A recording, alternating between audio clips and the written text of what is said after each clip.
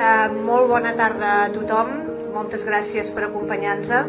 Moltes gràcies a tots vostès per la seva assistència, espero que gaudeixin tant com jo ho vaig fer el dia de presentació d'aquesta exhibició. Patrimoni en temps de guerra al Reial Monestir de Santa Maria de Pedralbes és una exposició que ha volgut estudiar la significació que va tenir el Monestir de Pedralbes en el període, en el transcurs dels anys que va de 1931 a 1941.